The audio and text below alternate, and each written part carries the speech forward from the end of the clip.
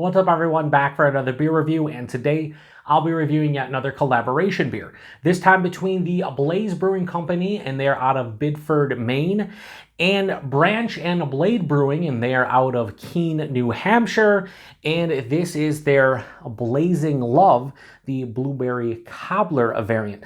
So they're calling this one a Blueberry Cobbler Pastry Sour. It comes in at 7% alcohol by volume, no IBUs listed in time of review, and this can is just over 3 months old. And I'm going to give a huge thanks and shout out once again to a very good friend of mine and fellow beer tuber, Jesse over at Bumpy Road Brews, for hooking me up with some big thanks to him for this beer. In the description box, I'll post a link to Jesse's channel.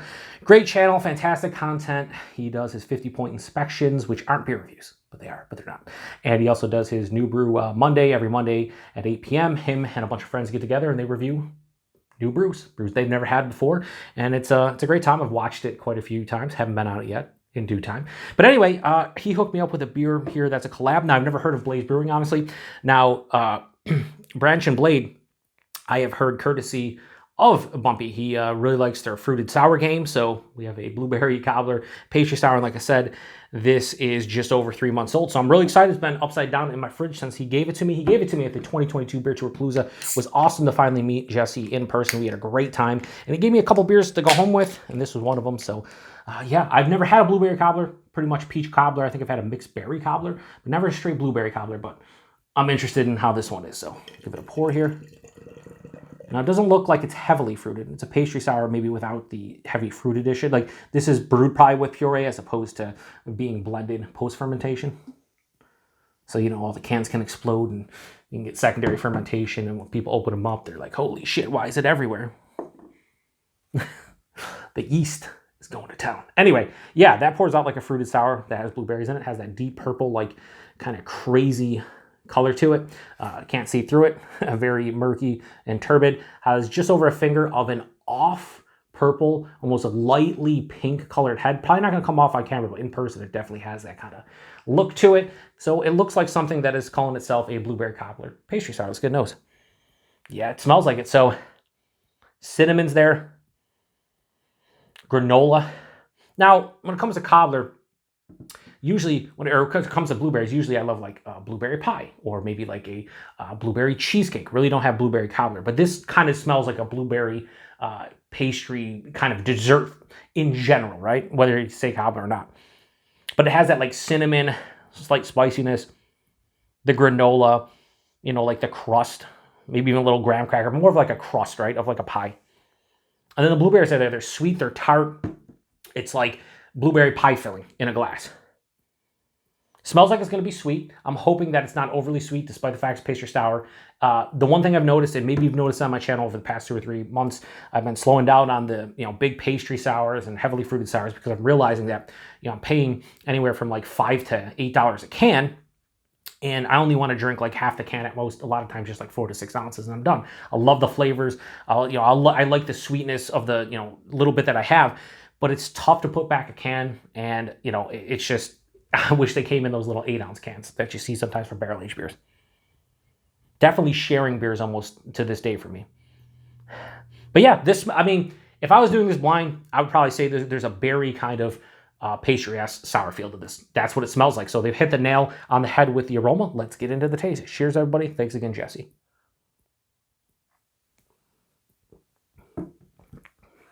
That's fucking delicious.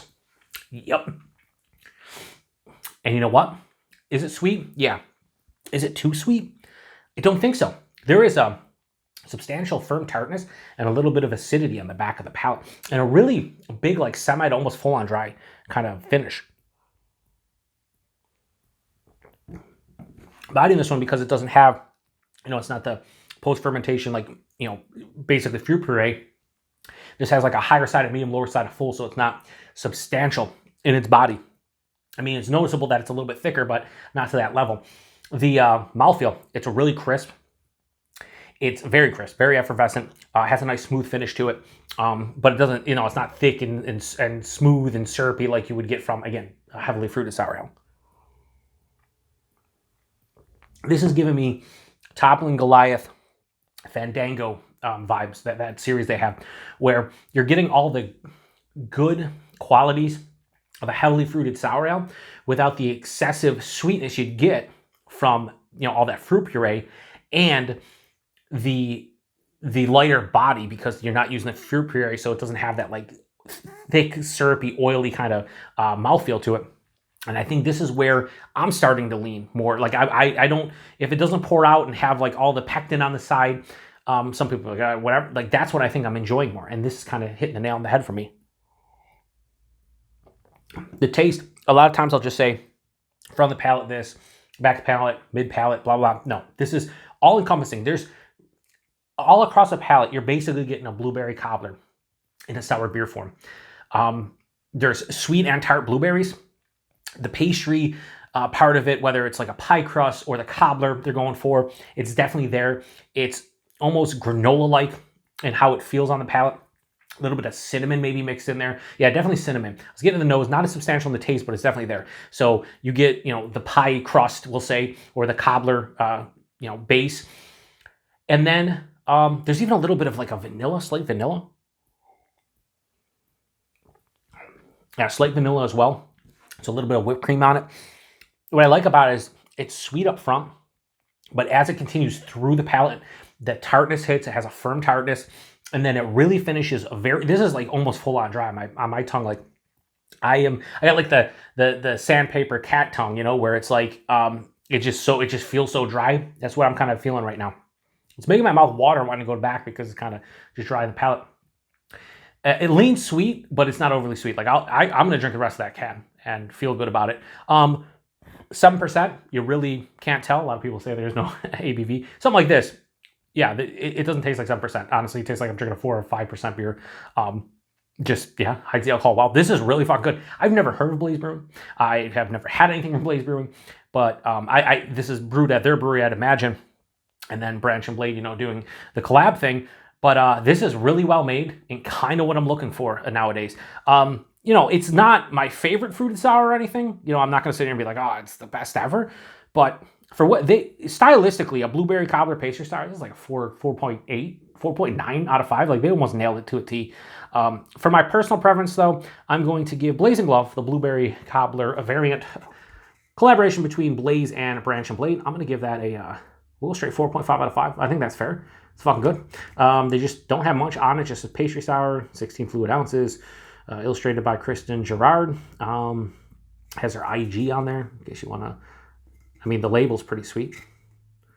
Yeah, so thanks to Bumpy for this one. Price and availability, I have no idea because Jesse gave it to me.